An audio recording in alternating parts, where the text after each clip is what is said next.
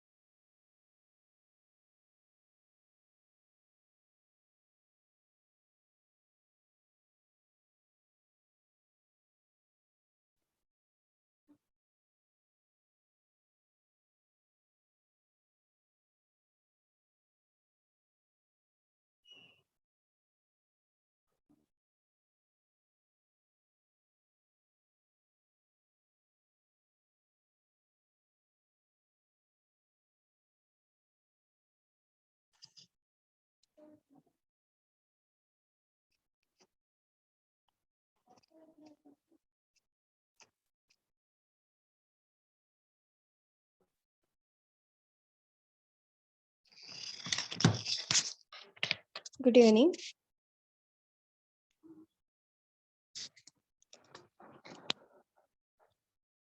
കുറച്ച് ലേറ്റ് ആയി, sorry for that. നമ്മളപ്പോൾ ഇന്ന് പുതിയ യൂണിറ്റ് സ്റ്റാർട്ട് ചെയ്യാണ്, 4th യൂണിറ്റ്.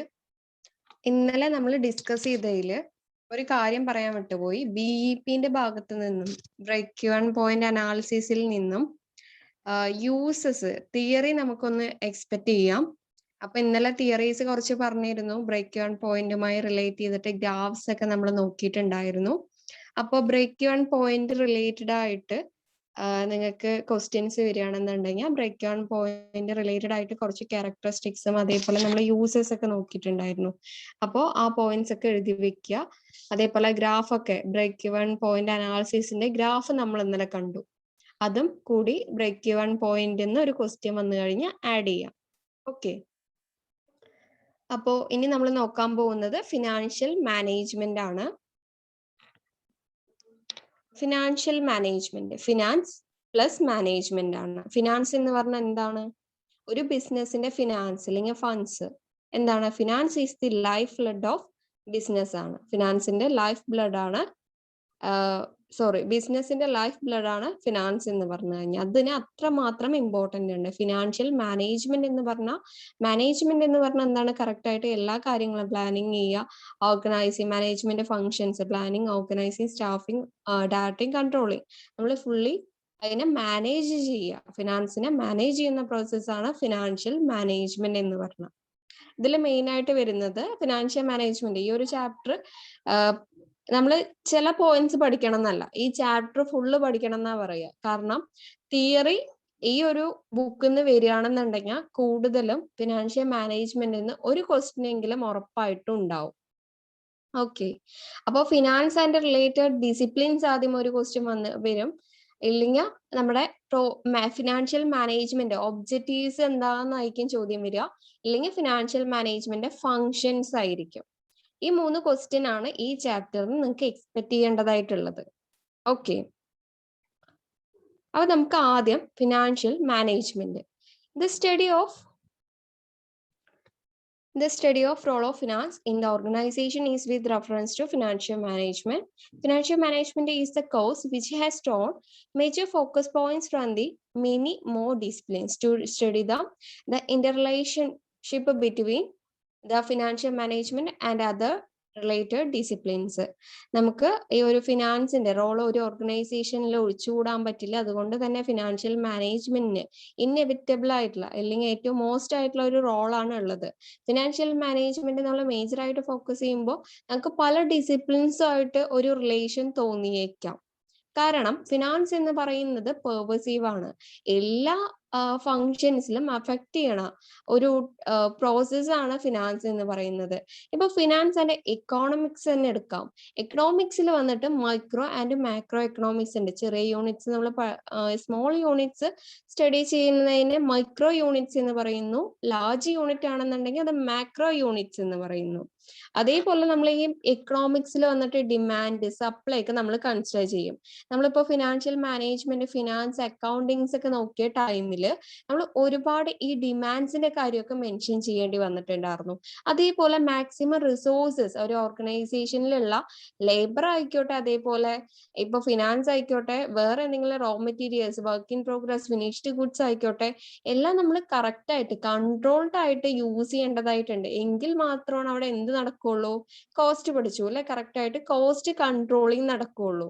അതുകൊണ്ട് തന്നെ എക്കണോമിക്സ് എന്ന് പറയുന്നത് ഫിനാൻസുമായിട്ട് നല്ല ബന്ധമുണ്ട്, നല്ല റിലേഷൻഷിപ്പ് ആണുള്ളത്.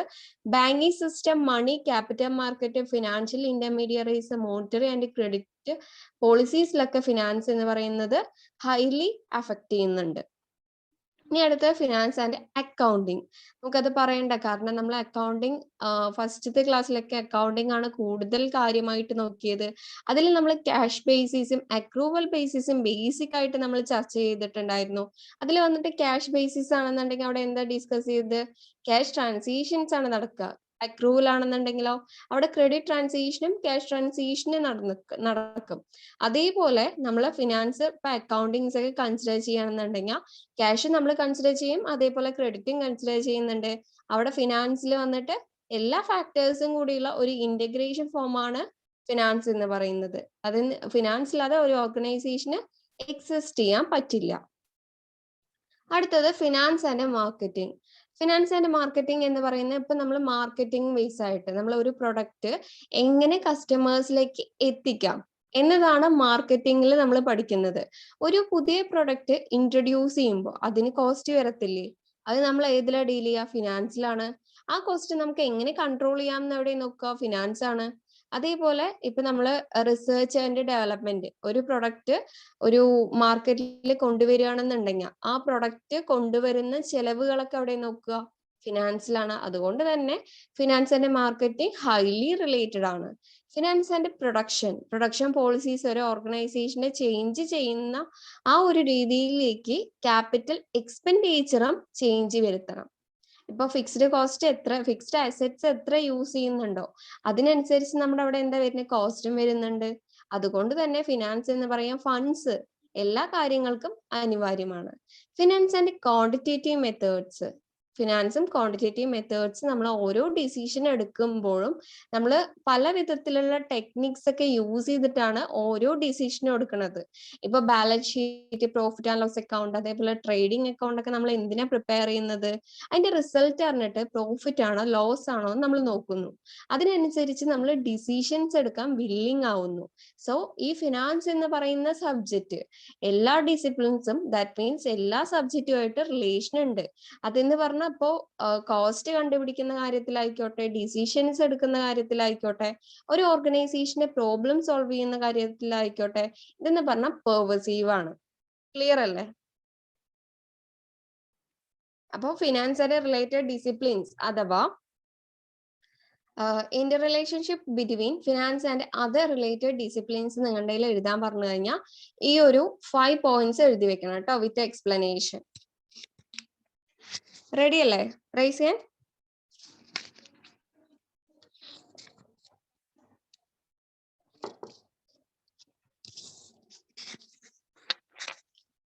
ഓക്കെ, ഇനി നമ്മൾ അടുത്തതായി നോക്കേണ്ടത് ഫിനാൻഷ്യൽ മാനേജ്മെന്റ് ഒരുപാട് ഒബ്ജക്റ്റീവ്സ് ഉണ്ട്. ഫിനാൻഷ്യൽ മാനേജ്മെന്റ് എന്ന സബ്ജക്റ്റ് നമ്മൾ പഠിക്കുന്നതും അതേപോലെ ഇപ്പൊ ബിസിനസ് അഡ്മിനിസ്ട്രേറ്റ് ചെയ്യാൻ വേണ്ടിയിട്ട് ഫിനാൻഷ്യൽ മാനേജ്മെന്റ് ഇല്ലാതെ പറ്റില്ല. ഫിനാൻഷ്യൽ മാനേജ്മെന്റ് ഒരുപാട് ലക്ഷ്യങ്ങളുണ്ട് ഇത് പഠിക്കുന്നതിനും അതേപോലെ പ്രാക്ടിക്കൽ ആയിട്ട് ഒരു ഓർഗനൈസേഷനിൽ യൂസ് ചെയ്യുന്നതിനും. ഓക്കെ, നമ്മള് പല വിധത്തിലുള്ള ഒബ്ജക്റ്റീവ്സ് നമ്മൾ നോക്കുന്നതാണ്. പക്ഷെ അതിനു മുമ്പ് തന്നെ ആദ്യം തന്നെ പ്രൈമറി ഒബ്ജക്റ്റീവ് എന്ന് പറയുന്നത് എന്തായിരിക്കും? ഒരു ഓർഗനൈസേഷന് വേണ്ടത് എന്താണ്? നമ്മൾ എന്തിനു വേണ്ടിയിട്ടാണ് ഒരു ഓർഗനൈസേഷൻ എസ്റ്റാബ്ലിഷ് ചെയ്യുന്നത്? പ്രോഫിറ്റിന് വേണ്ടിയിട്ട്, മെയിൻ ആയിട്ട് പ്രോഫിറ്റ് മോട്ടീവ് ആയിരിക്കും. അതുകൊണ്ട് തന്നെ ആദ്യത്തെ മെയിൻ ഒബ്ജക്റ്റീവ് എന്താണ് ഫിനാൻഷ്യൽ മാനേജ്മെന്റിന്റെ? Profit maximisation. നെക്സ്റ്റ്, പ്രോഫിറ്റ് മാത്രം ഉണ്ടായാൽ മതിയോ? പറ്റില്ല. നമ്മുടെ ഷെയർ ഹോൾഡേഴ്സിനെയും കൂടി, അവിടെയുള്ള എംപ്ലോയീസിനെ അല്ലെങ്കിൽ ലേബേഴ്സിനെ, അവരുടെ അവിടെയുള്ള എല്ലാ ഹ്യൂമൻ ബീയിങ്സിനെയും നമ്മൾ സാറ്റിസ്ഫൈ ചെയ്യേണ്ടതുണ്ട്. അതുകൊണ്ട് തന്നെ അവിടെ എന്ത് വേണം? വെൽത്തും കൂടി കൺസിഡർ ചെയ്യേണ്ടതായിട്ടുണ്ട്. അപ്പോൾ നമ്മുടെ ഫിനാൻഷ്യൽ മാനേജ്മെന്റ് പ്രൈമറി ഒബ്ജക്റ്റീവ്സ് എന്ന് പറയുന്നത് മെയിൻ ആയിട്ട് 2 കാറ്റഗറീസിലാണ് വരുന്നത്, പ്രോഫിറ്റ് മാക്സിമൈസേഷനും വെൽത്ത് മാക്സിമൈസേഷനും. ഓക്കെ, നമുക്ക് പ്രോഫിറ്റ് മാക്സിമൈസേഷൻ നോക്കാം. പ്രോഫിറ്റ് മാക്സിമൈസേഷൻ ഒരു ഓർഗനൈസേഷന്റെ ഇന്നെവിറ്റബിൾ ആയിട്ടുള്ള ഒരു ഒബ്ജക്റ്റീവ് ആണ് പ്രോഫിറ്റ് എന്ന് പറയുന്നത്. പ്രോഫിറ്റ് ഇല്ലാതെ ഒരു ഓർഗനൈസേഷനും മുന്നോട്ട് കാര്യങ്ങൾ ചെയ്യാൻ സാധ്യമല്ല. ഇപ്പോ ഫിനാൻഷ്യൽ മാനേജ്മെന്റിൽ മെയിൻ ആയിട്ട് വരുന്ന തീരുമാനങ്ങളാണ്, ഡിസിഷൻസ് ആണ് financing decision, investment decision, dividend decision. FM-ൽ വരുന്ന, ദാറ്റ് മീൻസ് ഫിനാൻഷ്യൽ മാനേജ്മെന്റിൽ വരുന്ന ഇമ്പോർട്ടൻറ്റ് ഡിസിഷൻസ് ആണ് ഫിനാൻസിങ്, ഇൻവെസ്റ്റ്മെന്റ്, ഡിവിഡൻഡ്. ഓക്കെ, അപ്പോൾ ഈ ഫിനാൻസിങ്, ഇൻവെസ്റ്റ്മെന്റ്, ഡിവിഡൻഡ് ഡിസിഷൻസ് ഒക്കെ നമ്മൾ എന്ത് കാര്യത്തിന് വേണ്ടിയിട്ടാണ് എടുക്കുന്നത്? എന്താണ് ഇതിന്റെ ബേസ് ആയിട്ട് വെക്കുന്നത്? പ്രോഫിറ്റ്. നമുക്ക് പ്രോഫിറ്റ് അച്ചീവ് ചെയ്യണം എന്നൊരു മോട്ടീവോട് കൂടിയിട്ടാണ് നമ്മൾ ഫിനാൻസിങ് ആയിക്കോട്ടെ, ഇൻവെസ്റ്റിംഗ് ആയിക്കോട്ടെ, ഡിവിഡൻഡ് ഡിസിഷൻസ് ഒക്കെ എടുക്കുന്നത്. അതിൽ ഓണേഴ്സിനെയും അതേപോലെ ബിസിനസിനെയും അവിടുത്തെ എംപ്ലോയീസിനെയും എല്ലാ തരത്തിലുള്ള ഹ്യൂമൻ ബീങ്സിനെയും കൺസിഡർ ചെയ്യുന്നു. ഓക്കെ, എല്ലാ തരത്തിലുള്ള ബിസിനസിന്റെ ഫങ്ഷൻസിനെയും ബേസ് ചെയ്തുകൊണ്ടാണ് അവിടെ പ്രോഫിറ്റ് മാക്സിമൈസേഷൻ സെറ്റ് ചെയ്യുന്നുണ്ടാവുക. അപ്പോൾ നമ്മൾ പിന്നെ പറയുന്നത് ഓരോ ഓർഗനൈസേഷനും ആ ഒരു ഓർഗനൈസേഷന്റെ എഫിഷ്യൻസി, എഫക്റ്റീവ്നെസ് എത്രത്തോളം ഉണ്ടെന്നുള്ളത് പബ്ലിക് നോക്കിക്കാണുന്നത് ഈ പ്രോഫിറ്റബിലിറ്റിയിലൂടെ ആയിരിക്കും. Profit is a test of economic efficiency, which is individual aim to achieve at always through. It is closely associated with the social welfare. ഒരു എക്കോണമിക് എഫിഷ്യൻസി അളക്കുന്ന ടെസ്റ്റ് ആയിട്ട് പ്രോഫിറ്റിനെ നമുക്ക് കണക്കാക്കാം. ഓക്കെ, ഇതിന്റെ ഡീറ്റെയിൽഡ് ആയിട്ടുള്ള നോട്ട്സ് ഞാൻ തരുന്നതാണ്. ദെൻ ഇതിന്റെ ക്രിറ്റിസിസംസ് ആയിട്ട് പറയുന്നത്, എന്തൊരു കാര്യത്തിനും പോസിറ്റീവും ഉണ്ടാവും നെഗറ്റീവും ഉണ്ടാവും. നമുക്ക് പ്രോഫിറ്റ് ഇല്ലാതെ ഒരു ഓർഗനൈസേഷനും മുന്നോട്ട് പോകാൻ സാധിക്കില്ല. അതുകൊണ്ട് തന്നെ പ്രൈമറി ഒബ്ജക്റ്റീവ് ആയിട്ട് പ്രോഫിറ്റിനെയാണ് നമ്മൾ പറയുന്നത്. ഇനി ഇതിന്റെ എതിരഭിപ്രായങ്ങൾ, എഗെയിൻസ്റ്റ് ആയിട്ടുള്ള ഒപ്പീനിയൻസ് അല്ലെങ്കിൽ ക്രിറ്റിസിസംസ് എന്ന് പറയുന്നത്, ഇവിടെ പ്രോഫിറ്റ് മാത്രമേ നോക്കണുള്ളൂ, വെൽത്ത് നോക്കുന്നില്ല. ശരിയാണ്, നമ്മൾ വെൽത്തിന്റെ കാര്യമൊന്നും കൂടുതലായിട്ട് പറഞ്ഞില്ല. നെക്സ്റ്റ് ഇമ്പോർട്ടൻ്റ് ആയിട്ടുള്ള ക്രിറ്റിസിസം എന്ന് പറയുന്നത് inability to fit into practical consideration. Practically നമുക്കിത് നോക്കുകയാണെന്നുണ്ടെങ്കിൽ ഇത് പോസിബിൾ അല്ല എന്ന് പറയുന്നുണ്ട്. അതേപോലെ ഇങ്ങനത്തെ ഒരു ഒബ്ജക്റ്റീവ് സെറ്റ് ചെയ്ത് കഴിഞ്ഞാൽ ടെക്നിക്കൽ ഫോൾസ് ഒക്കെ വരാൻ ചാൻസ് ഉണ്ട്. ടെക്നിക്കൽ ഫോൾസ് മീൻസ് ഇപ്പൊ ambiguity, timing of benefit, quality of benefit. നമുക്ക് കിട്ടുന്ന ആ ഒരു ബെനിഫിറ്റിന്റെ ടൈമിംഗ് കറക്റ്റ് ആയിരിക്കില്ല, അല്ലെങ്കിൽ ക്വാളിറ്റി കറക്റ്റ് ആയിരിക്കില്ല, അതേപോലെ ആംബിഗ്യൂറ്റി അത്ര ക്ലിയർ ആയിരിക്കില്ല. നമ്മളിപ്പോ ഇപ്പൊ നിങ്ങൾ സെറ്റ് ചെയ്യണം, നമ്മളൊരു ബിസിനസ് എസ്റ്റാബ്ലിഷ് ചെയ്തിട്ട് നമുക്ക് ഇത്ര മാത്രം പ്രോഫിറ്റ് അച്ചീവ് ചെയ്യണം എന്നുള്ളത്, ആ എത്രയാണോ സെറ്റ് ചെയ്തത് അത് മാത്രമാണോ ആക്ച്വൽ പ്രോഫിറ്റ് ആണോ നമുക്ക് കിട്ടുക? ആ എക്സ്പെക്റ്റഡ് പ്രോഫിറ്റ് ആണോ നമുക്ക് കിട്ടുക? അല്ല, അതൊന്ന് വേരിയേഷൻ ഉണ്ടാവും. അപ്പൊ നമുക്ക് ഇതന്നെ കിട്ടും എന്ന് ഉറപ്പ് പറയാൻ പറ്റില്ല. അതൊരു എഗെയിനിസ്റ്റ് ആയിട്ടുള്ള ഒപ്പീനിയൻ ആയിട്ട് പറയുന്നുണ്ട്. അപ്പൊ നമുക്ക് അവിടെ എന്തോ ഒരു കുറവുണ്ട് ഇല്ലേ? പ്രോഫിറ്റ് മാത്രമല്ലല്ലോ. അപ്പൊ നമുക്ക് ആ പ്രോഫിറ്റ് മാത്രമല്ല, നമുക്ക് വെൽത്തും കൂടി കൺസിഡർ ചെയ്യേണ്ടതുകൊണ്ട് അടുത്ത ഒബ്ജക്റ്റീവ് വന്നു, that is wealth maximisation. Wealth maximisation means that value or net worth maximisation. ഒരു ഓർഗനൈസേഷന്റെ വാല്യൂ മാക്സിമൈസ് ചെയ്യുക ഇല്ലെങ്കിൽ നെറ്റ് വർത്ത് മാക്സിമൈസ് ചെയ്യുക എന്നതാണ് വെൽത്ത് മാക്സിമൈസേഷനും കൊണ്ട് ഉദ്ദേശിക്കുന്നത്. ഒരു ഓർഗനൈസേഷന്റെ വാല്യൂ എങ്ങനെ മാക്സിമൈസ് ചെയ്യുക അല്ലെങ്കിൽ നെറ്റ് വർത്ത് എങ്ങനെ മാക്സിമൈസ് ചെയ്യുക? അവിടുത്തെ ഷെയർ ഹോൾഡേഴ്സിന് എല്ലാവരും ഹാപ്പി ആയിരിക്കണം, എല്ലാവരും സാറ്റിസ്ഫൈഡ് ആയിരിക്കണം, ആ ഓർഗനൈസേഷന് വേണ്ടത്ര പ്രോഫിറ്റ് ഉണ്ടായിരിക്കണം. അവിടുത്തെ ഷെയർ ഹോൾഡേഴ്സ് ഹാപ്പി ആണെന്നുണ്ടെങ്കിൽ അവർക്ക് എന്തൊക്കെ പ്രൊവൈഡ് ചെയ്യേണ്ടി വരും? അവരുടെ ഷെയർ വാല്യൂ, ആ ഷെയർ ഹോൾഡേഴ്സിന്റെ ഷെയർ വാല്യൂ ഇൻക്രീസ് ചെയ്യേണ്ടതായിട്ടുണ്ട്. ആ ഓർഗനൈസേഷൻ ഒരു മെച്ചപ്പെട്ട നിലയിൽ എത്തേണ്ടതായിട്ടുണ്ട്. അപ്പോ ഈ ഒരു വെൽത്ത് മാക്സിമൈസേഷൻ എന്നതുകൊണ്ട് ഉദ്ദേശിക്കുന്നത് ഷെയർ ഹോൾഡേഴ്സിന്റെ വാല്യൂ മാക്സിമൈസേഷൻ, അല്ലെങ്കിൽ നമുക്ക് ഷെയർ ഹോൾഡേഴ്സിന്റെ മാർക്കറ്റ് ഷെയർ അല്ലെങ്കിൽ ആ ബിസിനസിന്റെ മാർക്കറ്റ് ഷെയർ ഇൻക്രീസ് ചെയ്യുക എന്ന് പറയാം. ഓക്കെ, ഈ ഒരു വെൽത്ത് മാക്സിമൈസേഷനിലൂടെ അവിടെ ആംബിഗ്യൂറ്റി, ടൈമിംഗ്, അതേപോലെ വെൽത്ത് മാക്സിമൈസേഷൻ കൺസിഡർ ചെയ്യില്ല എന്ന തരത്തിലുള്ള ലിമിറ്റേഷൻസ് ഒക്കെ കവർ ചെയ്യുന്ന രീതിയിലുള്ള ഒരു ഒബ്ജക്റ്റീവ് ആണ് വെൽത്ത് മാക്സിമൈസേഷൻ. ഓക്കെ, ഇത് എസ്ട്രാ സോളമൻ ആണ് ഇത് ഇൻട്രൊഡ്യൂസ് ചെയ്തത്. ഇനി വെൽത്ത് മാക്സിമൈസേഷൻ ഇമ്പോർട്ടൻസ് ഒക്കെ പറയുന്നുണ്ട്. നമുക്കത് അച്ചീവ് ചെയ്ത് കഴിഞ്ഞ് ഷെയർ ഹോൾഡേഴ്സ് ഫുള്ളി സാറ്റിസ്ഫൈഡ് ആയിരിക്കും. നമ്മുടെ ഗ്രോസ് പ്രസന്റ് വർത്ത് എന്ന് പറയുന്ന ഓർഗനൈസേഷന്റെ നമുക്ക് ഉറപ്പിക്കാൻ പറ്റും. ഓക്കെ, ഇത് കുറച്ചും കൂടി സിമ്പിൾ ആയിട്ട് ഞാൻ സ്ലൈഡ് ഷെയർ ചെയ്ത് കാണിച്ചു തരുന്നതായിരിക്കും. Then objectives and functions of financial management. നമ്മൾ പറഞ്ഞു പ്രൈമറി ഒബ്ജക്റ്റീവ് എന്ന് പറയുന്നത് പ്രോഫിറ്റ് മാക്സിമൈസേഷൻ, വെൽത്ത് മാക്സിമൈസേഷൻ ആണ്. ഇനി ഇത് കൂടാതെ കുറച്ച് ഒബ്ജക്റ്റീവ്സും കൂടി ഉണ്ട്. ഇപ്പോ അതേപോലെ ഫിനാൻഷ്യൽ മാനേജ്മെന്റ് കേസിൽ കുറെ ഫങ്ഷൻസും ഉണ്ട്. ഇപ്പൊ ട്രഷറിന്റെ ഫങ്ഷൻസും കൺട്രോളറിന്റെ ഫങ്ഷൻസും ഇവിടെ കൊടുത്തിട്ടുണ്ട്. ട്രഷറിന്റെ ഫങ്ഷൻ എന്ന് പറഞ്ഞാൽ ഫിനാൻസ് ഒബ്റ്റെയിൻ ചെയ്യുക, അതേപോലെ ബാങ്കിങ് റിലേഷൻഷിപ്പ് നിലനിർത്തുക, ഇൻവെസ്റ്റർ റിലേഷൻഷിപ്പ് നിലനിർത്തുക, ഷോർട്ട് ടേം ഫിനാൻസിങ് കൊടുക്കുക, ക്യാഷ് കറക്റ്റായി മാനേജ് ചെയ്യുക, ക്രെഡിറ്റ് അഡ്മിനിസ്ട്രേഷൻ നടത്തുക, ഇൻവെസ്റ്റ്മെന്റ് നടത്തുക, ഇൻഷുറൻസ് കറക്റ്റ് ആയിട്ട് ഫോളോ അപ്പ് ചെയ്യുക. അതേപോലെ കൺട്രോളറിന്റെ ഫങ്ഷൻസ് എന്ന് പറയുന്നത് financial accounting, internal audit, taxation, management accounting and control, budgeting, planning and control, economic appraisal correct ആയിട്ട് നടത്തുക. ഓക്കെ, നമുക്ക് ഇതിന്റെ സ്ലൈഡ്സിലോട്ട് പോവാം.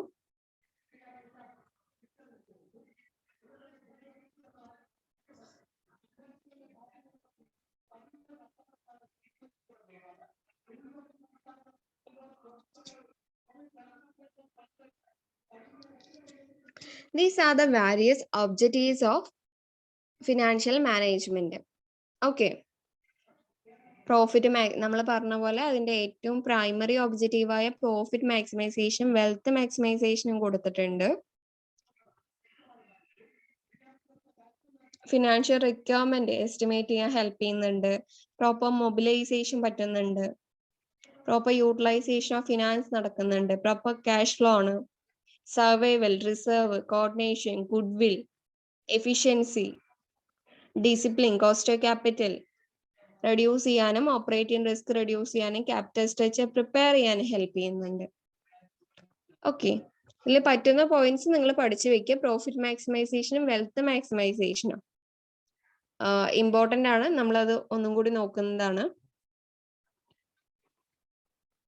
എല്ലാവരും സ്ക്രീൻഷോട്ട് എടുത്തു കഴിഞ്ഞോ? റൈസ് ചെയ്യാൻ.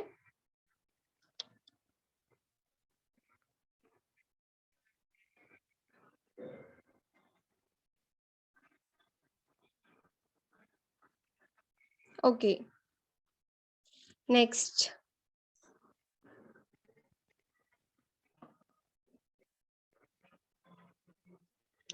The profit maximization ഉം wealth maximization ഉം തമ്മിലുള്ള ഡിഫറൻസ് ആണ് ഇവിടെ കൊടുത്തിരിക്കുന്നത്. Okay.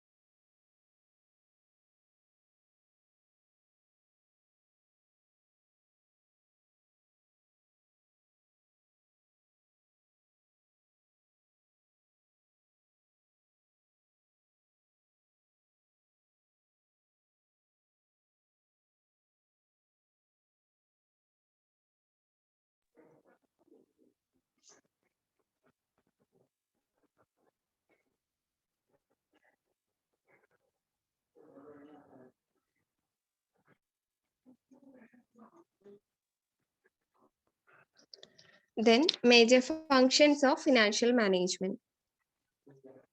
ഇത് കമ്പയർ ടു ഇത്തിരി ഇമ്പോർട്ടന്റ് ആണ്. ഒബ്ജക്റ്റീവ്സിനെക്കാളും ഒബ്ജക്റ്റീവ്സ് നിങ്ങൾക്ക് ഇപ്പൊ പ്രോഫിറ്റ് മാക്സിമൈസേഷനും വെൽത്ത് മാക്സിമൈസേഷനും അറിയണമെന്നുണ്ടെങ്കിൽ ബാക്കിയുള്ള കാര്യങ്ങൾ നിങ്ങൾക്ക് എഴുതാൻ പറ്റും. പക്ഷേ ഫങ്ഷൻസ് ഓഫ് ഫിനാൻഷ്യൽ മാനേജ്മെന്റ് ഈ പോയിന്റ്സ് എല്ലാം നോട്ട് ചെയ്തിരിക്കണം കേട്ടോ. ടെക്സ്റ്റിലെ പോയിന്റ്സ് മാത്രമല്ല, എക്സ്ട്രാ പോയിന്റ്സ് മനസ്സിലാക്കിയിരിക്കണം. ഇതൊരു എസ്എ ക്വസ്റ്റ്യൻ ആയിട്ട് വരാൻ ഹൈലി ചാൻസ് ഉള്ള ഒരു ക്വസ്റ്റ്യൻ ആണ്. പോയിന്റ്സ് അറിഞ്ഞുണ്ടെങ്കിൽ ബാക്കിയുള്ള ഫിനാൻഷ്യൽ മാനേജ്മെന്റിന്റെ എക്സ്പ്ലനേഷൻ വെച്ചിട്ട് ഇത് നിങ്ങൾക്ക് എലാബറേറ്റ് ചെയ്യാൻ പറ്റുന്നതാണ്. ഓക്കെ, എസ് എ ക്വസ്റ്റ്യൻ ഒക്കെ വന്നു എന്നുണ്ടെങ്കിൽ 20 മാർക്സിനൊക്കെ ആണെന്നുണ്ടെങ്കിൽ ഫിനാൻഷ്യൽ മാനേജ്മെന്റ് ഇൻട്രൊഡക്ഷൻ ആദ്യം എഴുതുക. അത് കഴിഞ്ഞിട്ട് ഒബ്ജക്റ്റീവ്സ് ഒന്ന് നോട്ട് ചെയ്യുക, profit and wealth maximisation, then detailed ആയിട്ട് ഫങ്ഷൻസ് എഴുതുക. ഓക്കെ,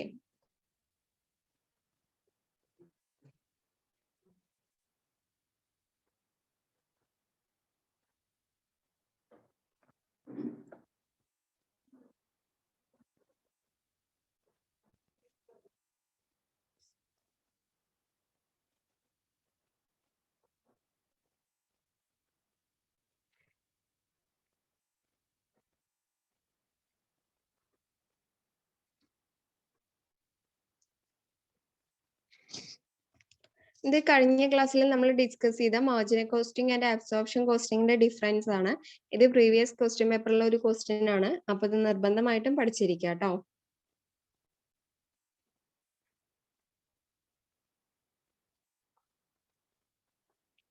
ഇത് ടെക്സ്റ്റിലില്ല.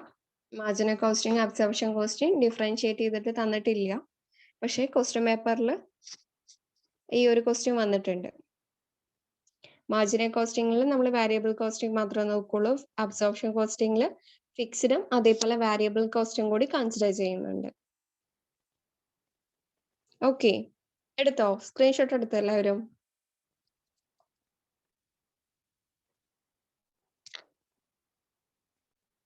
Okay,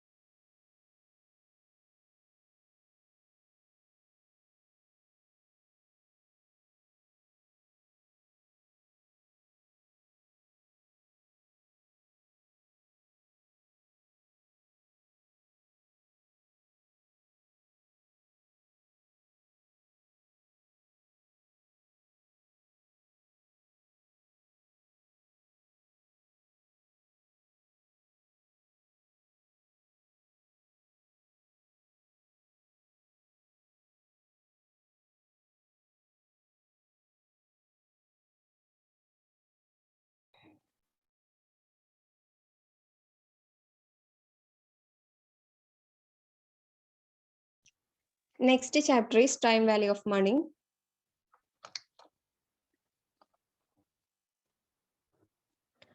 Time value of money has gained great importance in studying the viability of the project. ഒരു പ്രൊജക്ടിന്റെ പ്രവർത്തനക്ഷമത, അതെങ്ങനെയാണ് വർക്ക് ചെയ്യുക ആ ഒരു പ്രൊജക്ട് എന്ന് അറിയുന്നതിലായിട്ട് കൂടുതലായിട്ട് importance time value of money കൊടുക്കുന്നുണ്ട്. By comparing the initial investment with the anticipated future profit. നമുക്ക് ഇനിഷ്യൽ ഇൻവെസ്റ്റ്മെന്റ് ആന്റിസിപ്പേറ്റഡ് ആയിട്ടുള്ള ഫ്യൂച്ചർ ബെനിഫിറ്റ്സ് ആയിട്ട് കമ്പയർ ചെയ്യാൻ time value of money help ചെയ്യുന്നുണ്ട്. If the anticipated future benefits are more than the initial investment, then the investment is found to be viable in generating the economic benefits. Anticipated future benefits ഇനിഷ്യൽ ഇൻവെസ്റ്റ്മെന്റിനെക്കാളും കൂടുതലാണെന്നുണ്ടെങ്കിൽ നമുക്ക് ആ investment എന്ന് പറയുന്നത് economic benefits generate ചെയ്യുന്നുണ്ട് എന്ന് പറയാം. ഇപ്പൊ മോസ്റ്റ് സിമ്പിൾ ആയിട്ട് നമ്മൾ നോക്കുകയാണ്, പണത്തിന് ടൈം വാല്യൂ ഉണ്ടെന്നാണ് ഈ ഒരു ടൈം വാല്യൂ ഓഫ് മണി എന്നതുകൊണ്ട് ഉദ്ദേശിക്കുന്നത്. ഇപ്പൊ പണ്ടൊക്കെ ഒരു റുപ്പീസിന് എത്രയൊക്കെ നമുക്ക് വാങ്ങിക്കാം എന്നൊക്കെ നമ്മുടെ മുത്തശ്ശിമാരൊക്കെ പറയില്ലേ? അല്ലെങ്കിൽ നമ്മളുടെ ചെറുപ്പത്ത് ആ ഒരു ടൈമിൽ 1 വയസ്സ് അല്ലെങ്കിൽ 2 വയസ്സ് ആ ഒരു 5 വയസ്സിലൊക്കെ ഓരോ സാധനങ്ങൾ നമുക്ക് കിട്ടുമായിരുന്നു, ചോക്ലേറ്റ്സും കാര്യങ്ങളൊക്കെ. ഇപ്പൊ അതിന്റെ അഡ്വർടൈസ്മെന്റ് ഒക്കെ ഇറങ്ങിയിട്ടുണ്ട് അല്ലെ? അപ്പോ ആ ഒരു റുപ്പിക്ക് നമുക്ക് അന്ന് മേടിച്ച അത്രയും ക്വാണ്ടിറ്റി സാധനം പക്ഷെ ഇന്ന് ചിലപ്പോൾ വാങ്ങിക്കാൻ കഴിഞ്ഞെന്ന് വരില്ല. ഇന്നത്തെ 1 രൂപയുടെ വില ചിലപ്പോൾ നാളത്തെ 1 രൂപയെ വിലയേക്കാൾ കൂടുതലായിരിക്കും. ഇതിന് മെയിൻ ആയിട്ടുള്ള റീസൺ എന്ന് പറഞ്ഞു കഴിഞ്ഞാൽ അതുകൊണ്ടൊക്കെയാണ് നമ്മളിപ്പോ ബാങ്കിൽ കൊണ്ടുപോയിട്ട് ക്യാഷ് ഒക്കെ ഡെപ്പോസിറ്റ് ചെയ്യണത്. എന്നിട്ട് നമ്മൾ ഇൻട്രസ്റ്റ് വാങ്ങിക്കുന്നു. ആ time value of money work ചെയ്യുന്നത് കൊണ്ടാണ് ആ ഇൻട്രസ്റ്റ് നമുക്ക് കിട്ടുന്നത്. പണത്തിന് ടൈം വാല്യൂ ഉള്ളത് കൊണ്ടാണ് ഇൻട്രസ്റ്റ് കിട്ടുന്നത് എന്ന് പറയാം. ഓക്കെ, അപ്പൊ നിങ്ങൾക്ക് ടൈം വാല്യൂ ഓഫ് മണി മനസ്സിലായെന്ന് തോന്നുന്നു. ഇപ്പൊ നമുക്ക് അതിനുള്ള റീസൺ എന്ന് പറയുന്നത് ഇപ്പൊ അൺസർട്ടൈൻ ഇൻ റിസ്ക് എന്ന് പറഞ്ഞാൽ ഭാവിയിൽ എന്ത് നടക്കും എന്ന് നമുക്ക് ഇപ്പൊ പറയാൻ പറ്റില്ല. അൺസർട്ടൈൻ ആണ്. അതുകൊണ്ട് തന്നെ അതിലൊരു റിസ്ക് ഉണ്ട്. ആ റിസ്കിനുള്ള പ്രതിഫലം അല്ലെങ്കിൽ റിട്ടേൺ ആണ് എന്ത് പറയുന്നത്, ആ ഇൻട്രസ്റ്റ് എന്ന് പറയുന്നത്. ഓക്കെ, ആ ഇൻട്രസ്റ്റിന് ആ ഒരു പണത്തിന് ടൈം വാല്യൂ ഉള്ളത് കൊണ്ടാണ് നമുക്ക് ആ ഇൻട്രസ്റ്റ് കിട്ടുന്നത്. ഇനി അടുത്തൊരു പ്രശ്നം എന്ന് പറഞ്ഞാൽ പ്രിഫറൻസ് പ്രസന്റ് കൺസെപ്ഷൻ. നമ്മൾ ഇപ്പോ ഇല്ലെങ്കിൽ ഇന്നൊരു സാധനം വാങ്ങിക്കണതിനാണ് കൂടുതലായിട്ട് ഇമ്പോർട്ടൻസ് കൊടുക്കുക. നാളേക്ക് വേണ്ടിയിട്ട് അത് മാറ്റി വെക്കില്ല. ഓക്കെ, ഇപ്പൊ ഒരു സാധനം നിങ്ങൾ പർച്ചേസ് ചെയ്യണം എന്ന് ആഗ്രഹിക്കുമ്പോൾ ഇപ്പൊ പോയി പർച്ചേസ് ചെയ്യും. നാളേക്ക് വേണ്ടി നമ്മളത് വെക്കില്ല. നാളെ കൺസ്യൂം ചെയ്യുന്നതിനല്ല കൂടുതൽ പേരും ഇമ്പോർട്ടൻസ് കൊടുക്കുന്നത്. അതേപോലെ ഓപ്പർച്യൂണിറ്റി ഓഫ് ഇൻവെസ്റ്റ്മെന്റ്. നമ്മൾ ഇപ്പോ നമ്മളുടെ കയ്യിൽ ഒരു 10 രൂപ അല്ലെങ്കിൽ 100 രൂപ അല്ലെങ്കിൽ ഒരു 10,000 ഒക്കെ ഉണ്ട് എന്നുണ്ടെങ്കിൽ നമ്മൾ അതിന് എന്ത് ചെയ്യാം എന്ന് പറഞ്ഞിട്ട് കൂടുതലായിട്ടുള്ള അവസരങ്ങൾ ഉണ്ട്. ചിലപ്പോൾ നമുക്ക് സേവ് ചെയ്യാം, അല്ലെങ്കിൽ നമുക്ക് ആപ്പ് സ്റ്റോക്സിൽ അതേപോലുള്ള ഇൻവെസ്റ്റിംഗ് സൈറ്റുകളിൽ നമുക്ക് ഇൻവെസ്റ്റ് ചെയ്യാം, ഇല്ലെങ്കിൽ ഏതെങ്കിലും ഒരു സാധനം വാങ്ങിക്കാം. ഇന്ന് മേടിച്ച മെഷീനിന്റെ പ്രൈസ് ആയിക്കില്ല, ഇല്ലെങ്കിൽ ഇന്ന് മേടിച്ച ഗോൾഡിന്റെ പ്രൈസ് ആയിക്കില്ല പിന്നെ ഉണ്ടാവുക. അപ്പൊ അവിടെ ഓപ്പർച്യൂണിറ്റി ഓഫ് ഇൻവെസ്റ്റ്മെന്റ് കൂടുതലാണ്. അതുകൊണ്ട് തന്നെ ഈ മണിക്കുള്ള വാല്യൂ എന്ന് പറയുന്നത് എന്താണ്, കൂടുതലാണ്. Okay, then more purchasing power.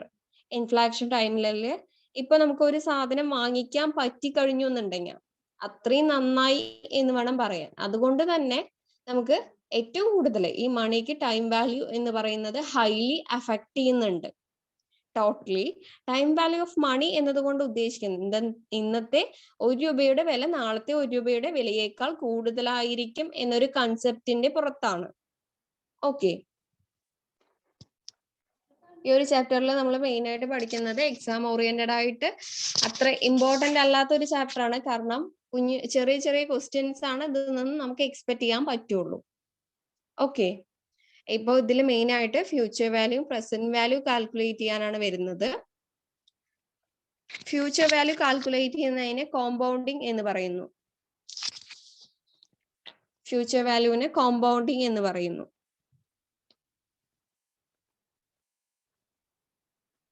Present value ആണ് കമ്പ്യൂട്ട് ചെയ്യേണ്ടതെന്നുണ്ടെങ്കിൽ അതിനെ ഡിസ്കൗണ്ടിങ് എന്ന് പറയുന്നു. കോമ്പൗണ്ടിങ്ങിന്റെ നേരെ ഓപ്പോസിറ്റ് ആണ് ഡിസ്കൗണ്ടിങ്.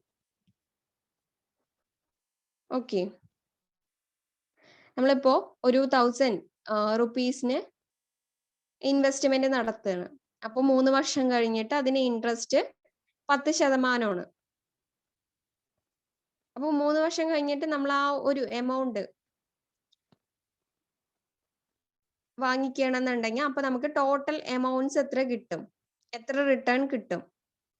ഓക്കെ, അങ്ങനെ ഫ്യൂച്ചർ വാല്യൂ നമ്മൾ കമ്പ്യൂട്ട് ചെയ്യണതിനെയാണ് എന്ത് പറയുക, കോമ്പൗണ്ടിങ് എന്ന് പറയുക. അതേപോലെ നമ്മൾ പ്രസന്റ് വാല്യൂ ആണ് കമ്പ്യൂട്ട് ചെയ്യണമെന്നുണ്ടെങ്കിൽ ഭാവിയിൽ കിട്ടുന്ന ക്യാഷ് ഫ്ലോ അതിന്റെ പ്രസന്റ് വാല്യൂ ഇപ്പൊ എന്തായിരിക്കും എന്ന് നമ്മൾ കാൽക്കുലേറ്റ് ചെയ്യുകയാണെന്നുണ്ടെങ്കിൽ അതിനെന്താ പറയുക, ഡിസ്കൗണ്ടിങ് എന്ന് പറയും. ഓക്കെ, ഈ ഒരു കാര്യം മനസ്സിലാക്കി വെക്കുക. Compounding and discounting. Compounding is find out the future value and discounting is find out the present value. Okay, ഇതിനെ ബേസ് ചെയ്തിട്ട് കുറെ ഇക്വേഷൻസ് ഉണ്ട്. ഇതിന് പകരം നിങ്ങൾ കോസ്റ്റ് ഷീറ്റും അതേപോലെ നമ്മുടെ trading profit and loss account ഒക്കെ പഠിക്കുകയാണെന്നുണ്ടെങ്കിൽ അതേപോലെ റേഷ്യോ അനാലിസിസ് ഒക്കെ പഠിക്കുകയാണെന്നുണ്ടെങ്കിൽ അത്രയും നിങ്ങൾക്ക് മാർക്ക് സ്കോർ ചെയ്യാൻ പറ്റും. Okay, time value of money അത്ര ഇമ്പോർട്ടന്റ് അല്ലാത്ത ഏരിയ ആണ്. എല്ലാം ഓക്കെ ആണെന്നുണ്ടെങ്കിൽ നമുക്ക് ഈ ഭാഗത്തിലോട്ട് വന്നിട്ട് ഡീറ്റെയിൽഡ് ആയിട്ട് പഠിക്കാവുന്നതാണ്. ഇതിൽ മെയിൻ ആയിട്ട് ടൈം വാല്യൂ ഓഫ് മണിയിൽ 3 മേജർ കോമ്പണൻസ് ആണ് വരുന്നത്. Real rate of return, that means original return of investment ആണ് ഉദ്ദേശിക്കുന്നത്. ദെൻ എക്സ്പെക്ട് അല്ലെങ്കിൽ ആന്റിസിപ്പേറ്റഡ് റേറ്റ് ഓഫ് റിട്ടേൺ.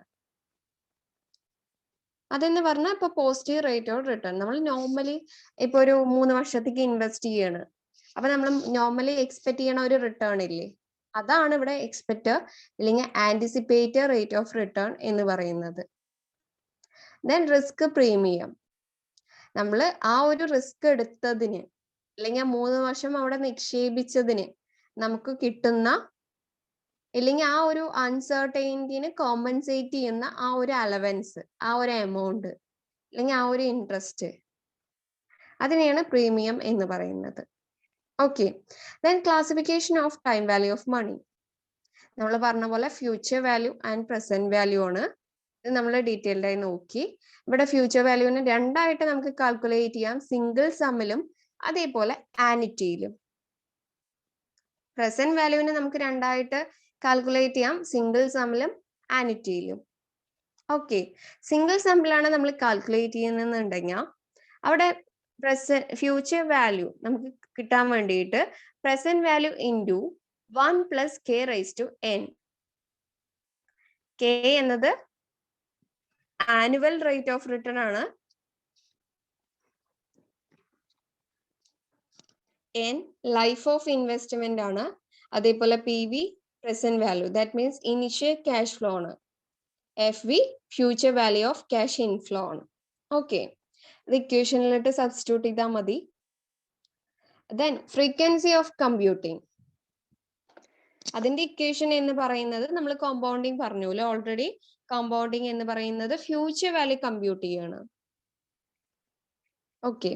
അപ്പൊ അതിനുള്ള ഇക്വേഷൻ എന്ന് പറയുന്ന പ്രസന്റ് വാല്യൂ ഇൻറ്റു 1 + k/m⁻n.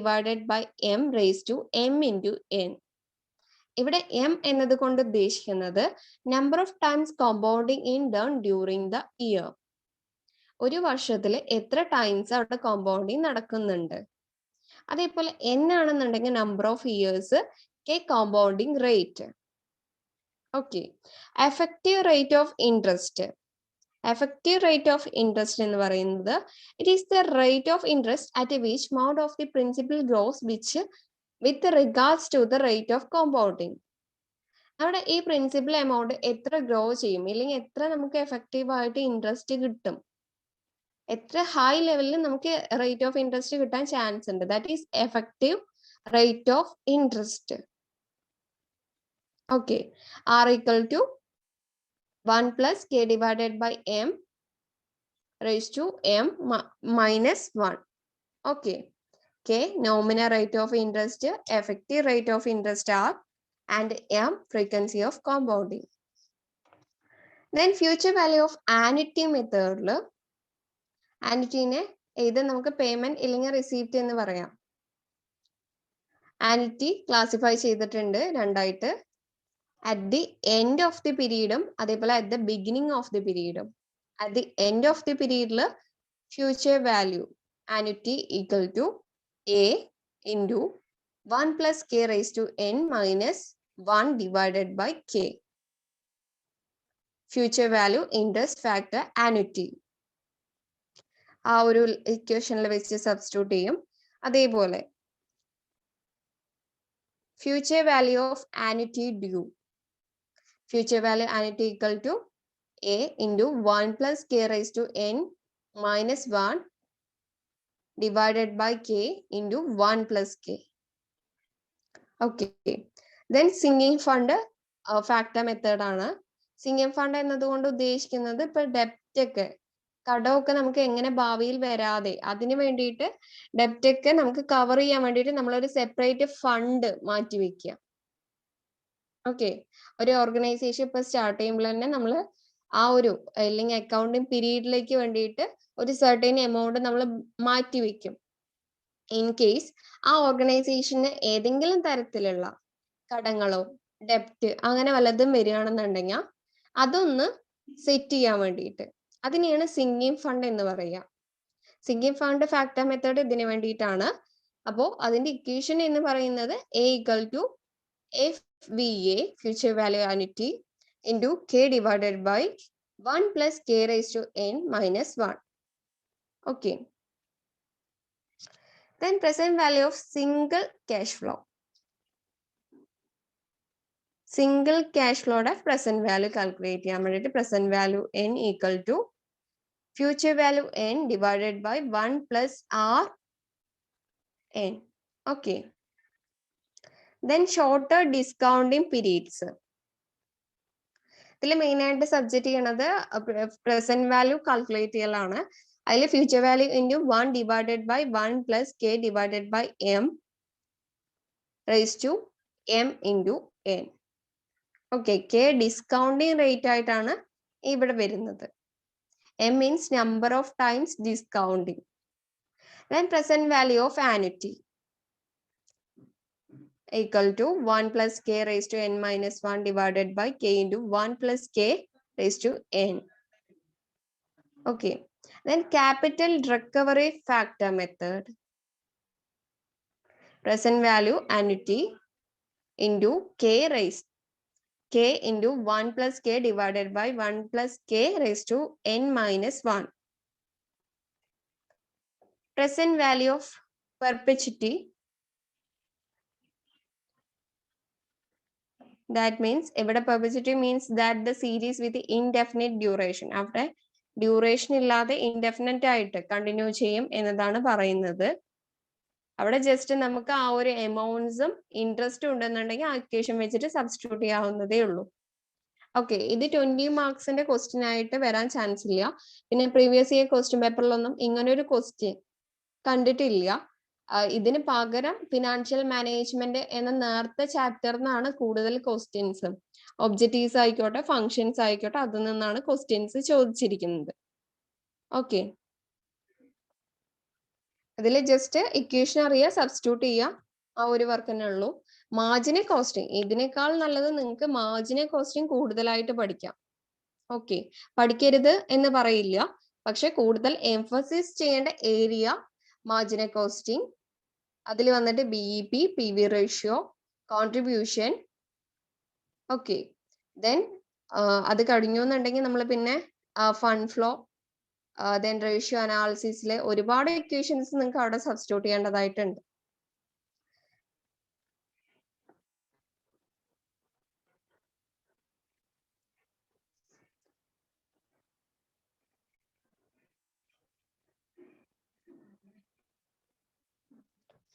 ഇത് പ്രോഫിറ്റ് മാക്സിമൈസേഷന്റെ നോട്ട്സ് ആണ്.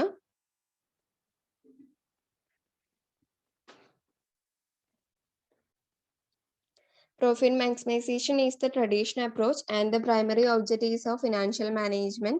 It represents the process or the approach by which profit EPS is increased.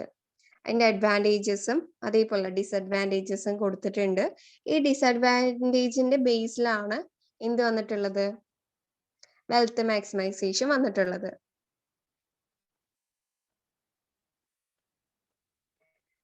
എല്ലാവരും സ്ക്രീൻഷോട്ട് എടുത്തു കഴിഞ്ഞു എന്നുണ്ടെങ്കിൽ ജസ്റ്റ് റൈസ് ചെയ്യാൻ.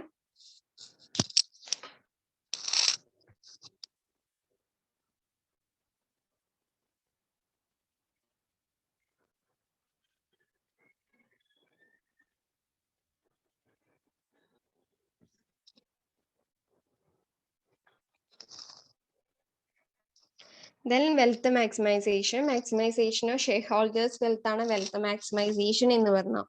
A shareholders hold share in the company or business and his wealth will improve if the share price in the market increases, which in turn is a function of net worth. അതിന്റെ share price മാർക്കറ്റിൽ increase ചെയ്യുന്നതിനനുസരിച്ച് ആ ഒരു കമ്പനിയുടെ ഇമേജും അല്ലെങ്കിൽ share ഹോൾഡേഴ്സിന്റെ value increase ചെയ്യുന്നു. അപ്പൊ അവർക്ക് wealth generate ചെയ്യുന്നു അല്ലെങ്കിൽ വെൽത്ത് മാക്സിമൈസ് ചെയ്യുന്നു എന്ന് പറയാം. Wealth equal to NPV of financial decision, present value of future cash flow minus cost. ആ ഫ്യൂച്ചർ ക്യാഷ് ഫ്ലോസിൽ നിന്നും കോസ്റ്റ് മൈനസ് ചെയ്തു എന്നുണ്ടെങ്കിൽ നമുക്ക് ഷെയർ ഹോൾഡേഴ്സിന്റെ വെൽത്ത് എത്രത്തോളം ഉണ്ടെന്നുള്ളത് നമുക്ക് കാൽക്കുലേറ്റ് ചെയ്യാൻ കഴിയുന്നു.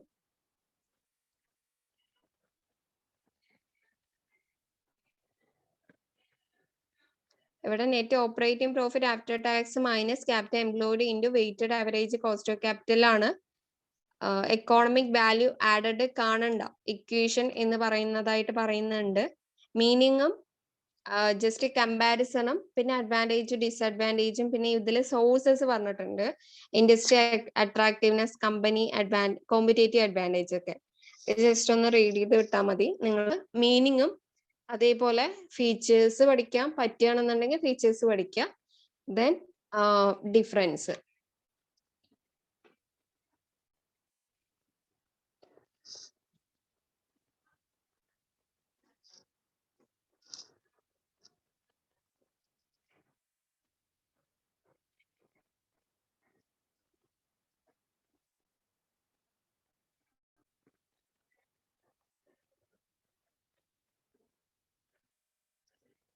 ഇത് അബ്സോർപ്ഷൻ ആൻഡ് മാർജിനൽ കോസ്റ്റിംഗിന്റെ കുറച്ചും കൂടി വൈഡ് ആയിട്ടുള്ള ഡിഫറൻസ് ആണ്.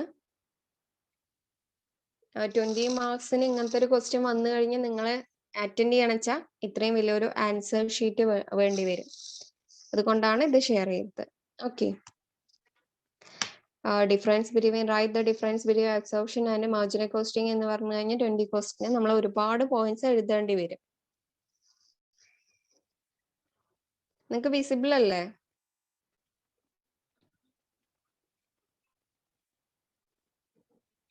Okay okay.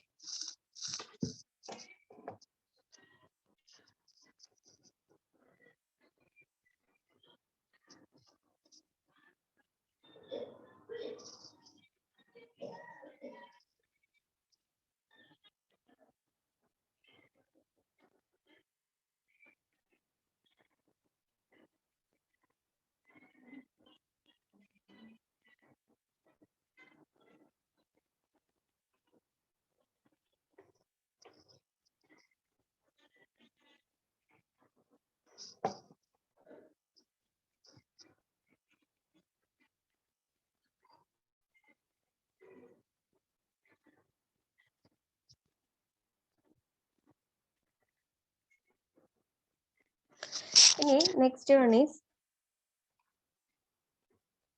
Source of long term finance ആണ്. ഇതിൽ മെയിൻ ആയിട്ട് നിങ്ങൾ പഠിക്കേണ്ടത് equity shares, preference shares, debentures, bonds, warrants. ഇതൊന്നും ക്വസ്റ്റ്യൻസ് വന്നിട്ടില്ല, പ്രീവിയസ് ഇയറിൽ അങ്ങനെ കണ്ടിട്ടില്ല. ജസ്റ്റ് തിയറി എന്താന്ന് മാത്രം മനസ്സിലാക്കി വെക്കുക. ഓൾറെഡി പഠിച്ചിട്ടുള്ള കുറെ ടേംസ് ആണ് ഇതിൽ വന്നിട്ടുള്ളത്. നമുക്ക് various source of long term finance എന്ന് പറയുന്നത് ഡിഫറെന്റ് കാറ്റഗറീസ് ആയിട്ട് ഡിവൈഡ് ചെയ്തിട്ടുണ്ട്. Equity shares, preference shares, debentures, bonds, warrants. Okay. നമ്മുടെ ഒരു കമ്പനിയിൽ നമുക്ക് ഷോർട്ട് ടേം ഫിനാൻസും ഉണ്ടാവും, ലോങ് ടേം ഫിനാൻസും ഉണ്ടാവും. ഇപ്പൊ നമുക്ക് ക്യാഷിന് എന്തായാലും ഫിനാൻസിന് ഒരു ഓർഗനൈസേഷന്റെ ലൈഫ് ബ്ലഡ് ആണ്. അതുകൊണ്ട് തന്നെ നമുക്കത് അത്യാവശ്യമാണ്. അപ്പൊ നമുക്ക് അത്ര ഫിനാൻസ് ഇല്ല എന്നുണ്ടെങ്കിൽ നമുക്ക് വാരിയസ് സോഴ്സിലൂടെ നമുക്ക് ഫിനാൻസ് അക്വയർ ചെയ്യാൻ പറ്റും.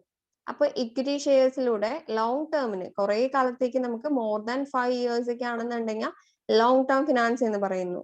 അല്ലെങ്കിൽ 3 years, മോർ ദാൻ 3 years. അതിൽ വരുന്നതാണ് equity shares, preference shares, debentures, bonds, warrants. Okay. അതിനെ കുറിച്ചിട്ടാണ് ഈ ഒരു ലെസണിൽ നമ്മൾ പഠിക്കുന്നത്. ഇക്വിറ്റി ഷെയർസ് എന്ന് പറയുന്നത് shares and stock are synonymous in usage. Shares are the expression of smaller units of share capital of the organization.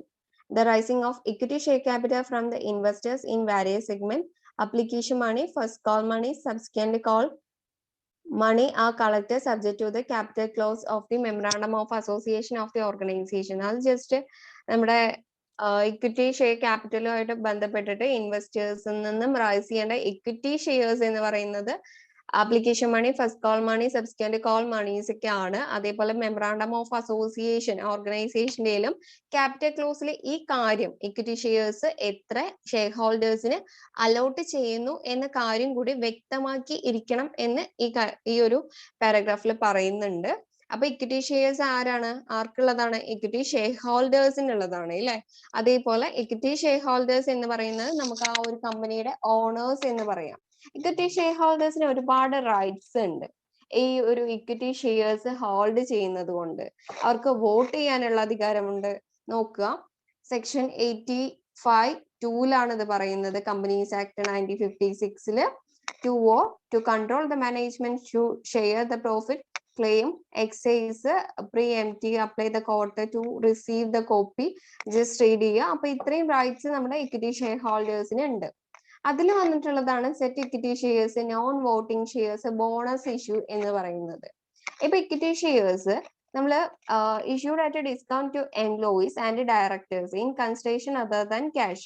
ക്യാഷിനല്ലാതെ നമ്മുടെ ഓർഗനൈസേഷനിൽ എക്സിസ്റ്റിംഗ് ആയിട്ട് ഇപ്പൊ നിലനിൽക്കുന്ന എംപ്ലോയീസിനും ഡയറക്ടേഴ്സിനും ഡിസ്കൗണ്ട് രീതിയിൽ, ഡിസ്കൗണ്ട് എന്ന് പറഞ്ഞാൽ എന്താണ്, ഇപ്പൊ 100 രൂപയ്ക്കാണ് നമ്മൾ ഷെയർസ് കൊടുക്കുന്നത്, അതൊരു 95 രൂപയായിട്ട് നമ്മൾ കൊടുക്കുകയാണെന്നുണ്ടെങ്കിൽ അത് ഡിസ്കൗണ്ടിൽ ഇഷ്യൂ ചെയ്യണമെന്ന് പറയാം.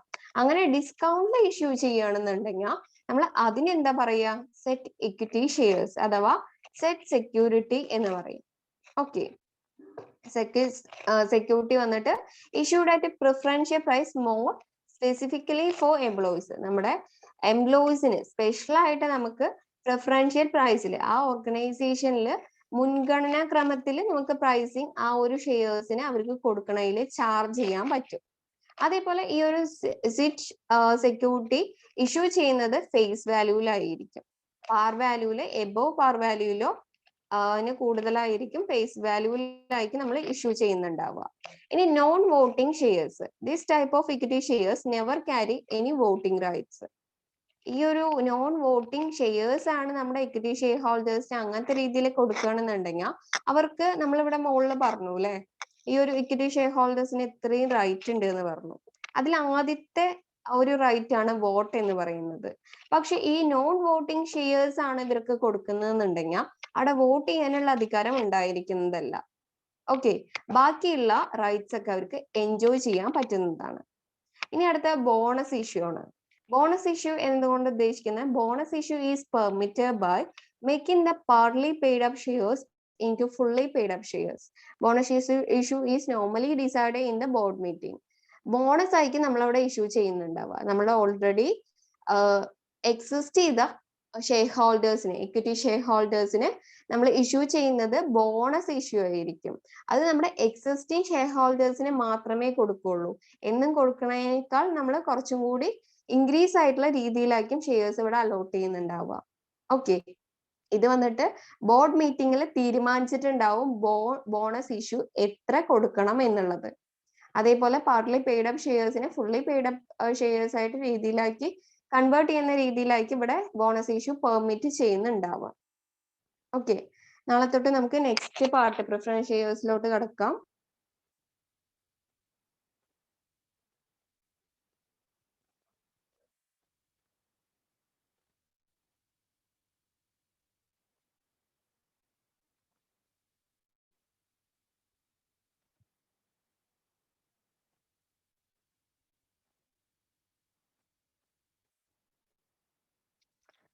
ഇതാണ് compounding, discounting, future value compute ചെയ്യുക, ഇവിടെ പ്രസന്റ് വാല്യൂ കമ്പ്യൂട്ട് ചെയ്യുക. Okay, any doubts? ഇത് ഫുള്ള് തിയറിയാണ്, നമുക്കിനി കുറച്ച് ചാപ്റ്റേഴ്സിലുള്ളത്. ഇനി അടുത്തത് കോസ്റ്റ് ഓഫ് ക്യാപിറ്റൽ, ലെവറേജ്, ആ ഒരു സൈഡ് എത്തുമ്പോഴൊക്കെ തോന്നുന്നു നമുക്ക് പ്രോബ്ലംസ് വരിക. അത് ഇക്വേഷൻസ് ആണ് കൂടുതലും പഠിക്കേണ്ടത്. അപ്പൊ എല്ലാവർക്കും ഓക്കെ അല്ലേ? Any doubts?